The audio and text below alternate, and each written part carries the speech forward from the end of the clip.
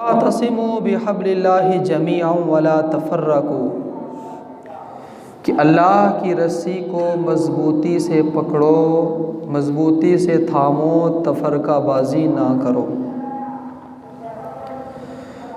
کیونکہ 22 جمادی ثانی سیدنا صدیق اکبر رضی اللہ تعالیٰ عنہ کی وفات بھی ہے، اور اسی طرح آج یکجہتی کشمیر وہ بھی ہے۔ تو ان تمام چیزوں کو ملا کر ان آیات کا انتخاب کیا ہے، کیونکہ آج اگر دیکھا جائے پوری دنیا کے اندر مسلمانوں کی اتنی زیادہ تعداد ہے، اتنی زیادہ تعداد ہونے کے باوجود پھر بھی مسلمان اس وقت وہ ظلم کی چکی میں پس رہا ہے۔ مسلمان کے پاس اسباب زیادہ ہیں، طاقت مسلمان کے پاس زیادہ ہے، لیکن اس کے باوجود پھر بھی مسلمان اس وقت پاؤں کے نیچے روندے جا رہے ہیں، حالانکہ ایسا ہونا نہیں چاہیے۔ آپ اگر تاریخ اٹھا کر دیکھیں کہ اللہ کے نبی صلی اللہ علیہ وسلم کا دور اور آج کا دور، اگر ان دونوں کو آپ آپس میں دونوں کا موازنہ کریں، دونوں کو دیکھیں، تو اللہ کے نبی صلی اللہ علیہ وسلم کے دور میں تو لوگوں کی تعداد ہی بڑی تھوڑی تھی۔ آپ دیکھیں کہ جنگ بدر کے موقع پر 313 مسلمان ہیں، 1000 سے زیادہ کافر ہیں، اور ان 313 کے پاس نہ کوئی بم تھا، نہ کوئی میزائل تھا، نہ ہی کوئی لاکھوں ہزاروں کے اندر گھوڑے تھے، صرف 2 گھوڑے تھے ان کے پاس۔ لیکن کیا وجہ ہے کہ وہ جو 313 لوگ تھے وہ 1000 پر فاتح بن جاتے ہیں؟ اللہ ان 313 کو فتح دے دیتے ہیں اور 1000 کو شکست ہو جاتی ہے۔ آج اگر دیکھا جائے تو آج مسلمانوں کی تعداد 1 ارب سے زیادہ ہے، لیکن پھر بھی مسلمان اس وقت غیر مسلموں کے جوتے کے نیچے روندا جا رہا ہے، حالانکہ اتنی بڑی تعداد بھائی۔ پھر آپ دیکھیں کہ مسلمان کے پاس ایٹم کی طاقت، مسلمان کے پاس جدید اسلحہ، مسلمان کے پاس اتنی بڑی طاقت لوگوں کے اعتبار سے، لیکن اس کے باوجود آج مسلمان کیوں ذلیل ہو رہا ہے؟ اس کی وجہ کیا ہے؟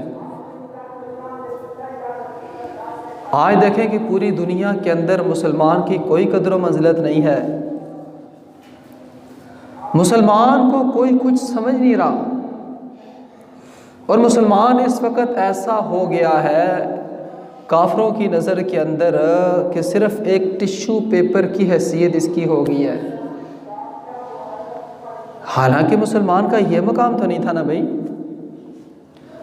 مسلمان تو وہ مقام رکھتا ہے، وہ قائدانہ صلاحیت رکھتا ہے۔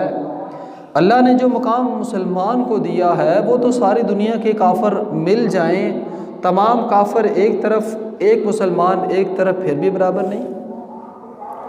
لیکن آج کیا وجہ ہے کہ مسلمان کے پاس طاقت بھی ہے، اسلحہ بھی ہے، ایٹم بھی ہے، اسی طرح لوگ بھی موجود ہیں، ملک و ملت بھی ہے، لیکن پھر مسلمان کیوں ذلیل ہو رہا ہے؟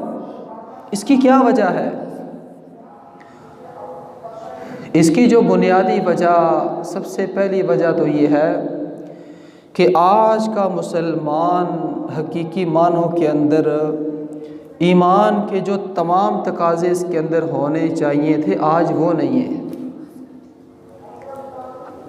عقائد کے لحاظ سے اس وقت مسلمان کمزور ہو گیا ہے، تو ظاہری بات ہے کہ جب کوئی عقیدے کے لحاظ سے کمزور ہو جائے تو اس کے پاس اگر طاقت زیادہ بھی ہے تو پھر بھی وہ کیا ہوتا ہے؟ ڈرتا ہے۔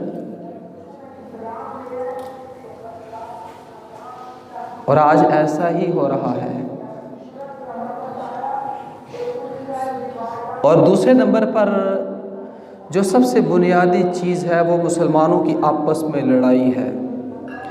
اس آپس کی لڑائی نے مسلمانوں کو ٹکڑوں میں تقسیم کر دیا ہے،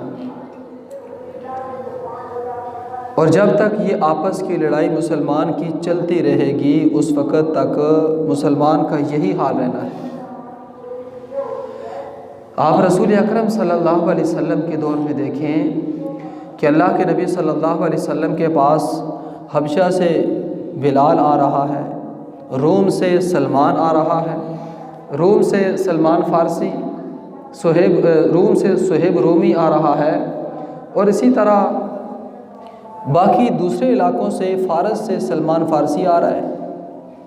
یہ تمام کے تمام لوگ جن کا آپس میں کوئی تعلق نہیں، نہ رشتہ داری ہے، نہ تعلق داری ہے، نہ محلے دار ہے، نہ آپس میں کسی کو جانتے ہیں، کسی کا رنگ کالا ہے، کسی کا رنگ گورا ہے، کسی کا قد چھوٹا ہے، کسی کا قد بڑا ہے، تو ہر اعتبار سے وہ ایک دوسرے کے ساتھ نہیں مل رہے۔ لیکن جب وہ رسول اکرم صلی اللہ علیہ وسلم کے پاس آئے تو اللہ کے نبی صلی اللہ علیہ وسلم کی صحبت میں وہ لوگ رہے، اسلام نے ان لوگوں کو آپس میں جوڑ دیا، اور اللہ کے نبی نے کیا فرمایا؟ کسی کالے کو گورے پر کوئی فوقیت نہیں ہے۔ یہ نہیں کہ کوئی اگر سفید ہے تو وہ کہے ہاں بھائی میں سفید ہوں، دوسرا بندہ کالا ہے تو ہمارا آپس میں کوئی جوڑ نہیں ہے۔ نہیں، کسی کالے کو گورے پر کوئی فوقیت نہیں ہے، کسی مالدار کو غریب پر کوئی فوقیت نہیں ہے، اسی طرح کسی عربی کو اجمی پر کوئی فوقیت نہیں ہے۔ فوقیت کا جو معیار ہے وہ تقویٰ اور پرہیزگاری ہے۔